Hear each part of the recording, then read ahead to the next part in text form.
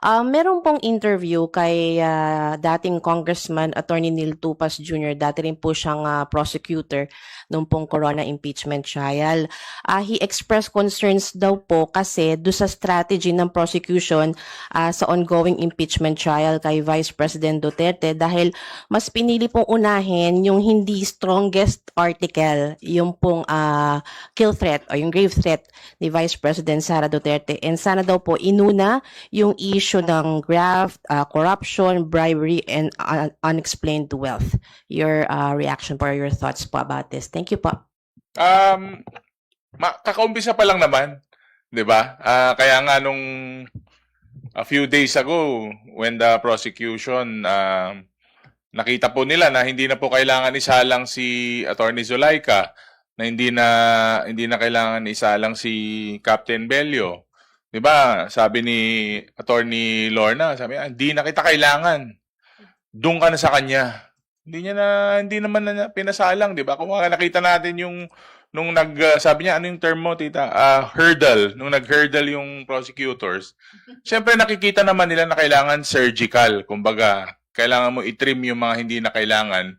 At saka well-established na po yung mga ebidensya. Actually, tumulong pa nga po yung defense sa pagko-confirm nun, no? So, ano naman yan eh, dynamic yung nangyayari sa impeachment. Hindi yan, tingnan nyo nga, yung mga ilang araw pa lang, ang dami ng changes na nangyari. Hindi naman yan susunod ayon sa gusto ng kung sino mang partido eh. Dynamic yan. So, di ba?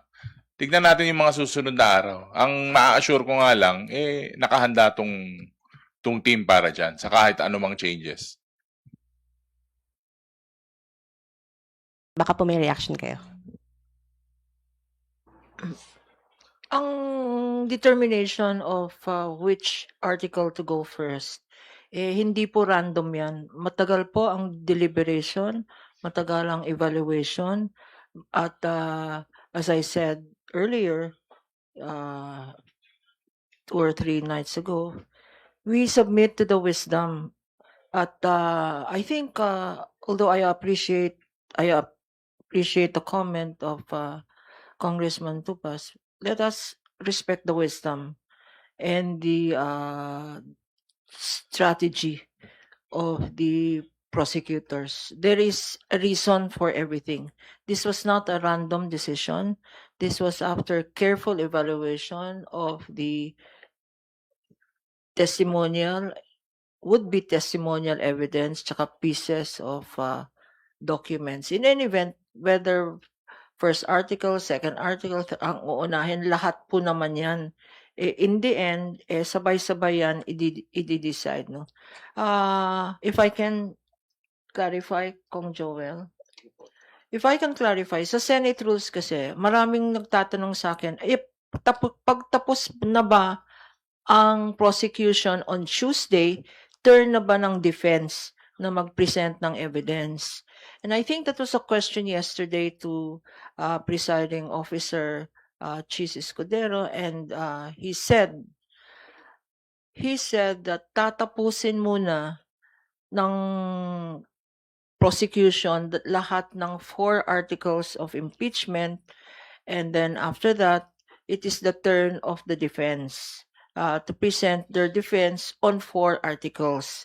Although, siguro para sa taong bayan, it may have been better na per article para fresh sa minds nila, no? Pagkatapos ng grave threats, tsaka sedition in relation to betrayal of public trust, maybe it would have been better for the public na defense na agad, no? Pero tama rin yung decision ng presiding Judge Chis, kasi dapat makita ng taong bayan at the end of the presentation of the 4 articles at the end of the presentation of the defense, meron ba nga ba silang ebidensya? Because ulit-ulit nilang sinasabi na we don't have to present evidence, sabi ng defense. It is the presumption of innocence daw na pagkatapos ng mga articles na to ng prosecution, baka nga hindi na sila mag-present, no, in their judgment.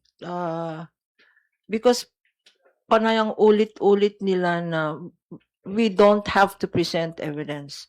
So maganda na nakikita ng taong bayan yung lakas ng four articles at yung lakas ng each article of impeachment. Pagkatapos noon, defense naman, o wag na nating unahin yung strategy. Baka nga hindi Pasko or Valentine's, baka next month na tapos na to kung walang evidence ang ipapakitang ebidensya ang defense dito. So let's not second guess everybody, no. We thank the congressman for his opinion, but please rely that the public prosecutors, hangang-hanga nga kami sa public prosecutors at it is the private prosecutors that's learning a lot from them in terms of service, in terms of talagang yung passion nila at saka yung talagang accountability, no, ang issue dito. Ano na lang po kay Kong Joel na lang po, medyo baguhin ko lang po yung question. Kayo po ba naniniwala kayo na hindi strong yung Article 4? Alam po ninyo, lahat ng pinresent namin, yung 4 na article, lahat po yan strong. Wala po dyan kahit isang article ang hindi strong. In fact, ito nga pong Article 4, masasabi ko, isa sa pinakamalakas. Bakit? Meron po kami kasing legal terms sa mga abogado, no? Res ipsa loquitur. Ang ibig pong sabihin niyan, the thing speaks for itself.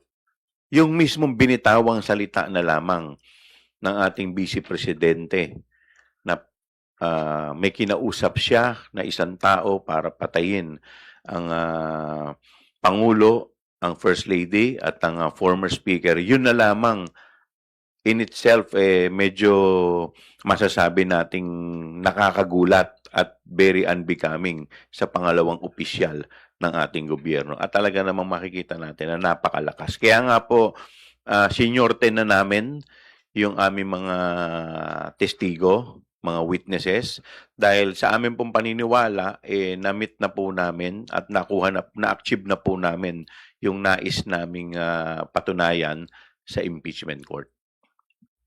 Last na lang po kay Kong Joel. Kapag po sumalang na yun sa confidential funds, sino po yung inaasahan na mag-handle po nito na private prosecutor? Thank you po. Well, marami kasing mga testigo, so iba-ibang testigo, iba-iba yung magiging hahawak. So, meron pong public prosecutor na hawak, meron din pong private. Pero hindi po ibig sabihin porque hindi po sumalang yung public prosecutor, display na lamang. Kasi may mga ibang public prosecutor, iba naman po ang kanilang trabaho, iba po yung kanilang task sa grupo. Na sa tingin po namin ay mas magiging effective po sila sa ganitong task. Hindi naman po lahat ng nakikita natin na abogado sa isang team, lahat kailangan sumalang. Dahil yung iba po dyan, sila po yung gumagawa ng research. Yung iba naman po dyan, sila ang gumagawa ng mga paperworks. Yung iba po dyan, sila naman ang kanya-kanya po talaga ng trabaho ang abogado. So, wag po nating sasabihin na porque hindi po sumalang yung public or yung private prosecutor at nandiyan dyan lamang, ibig sabihin ay hindi na sila mahalaga. Lahat po dito sa team namin, yung 11 public prosecutor, lahat po yan ay may ginagawang trabaho, may task po sila at lahat po sila ay mahalaga para po sa team namin. Segundahan ko na rin po yun. So, hindi po display, yung hindi po display yung 11-man House prosecutors kasi baka nga may mga nagsasabi na bakit hindi sila yung sumasalang, bakit yung mga private lawyers po yung nagtatanong or nagsasagawa po ng cross-examination. Tama po. Tama po kayo, hindi po display lang yung mga public. In fact, kung makikita po ninyo yung yung order nga po na kanina binabanggit ni Attorney Kapunan, ang nagdesisyon po niyan ay mga public prosecutor. Kami po ang nag-deliberate niyan, kami ang nag-usap-usap, at kami ang nagdesisyon.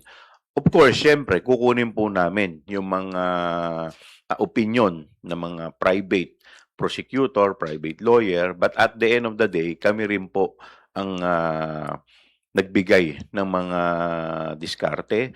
At kung makikita po ninyo doon sa ibang mga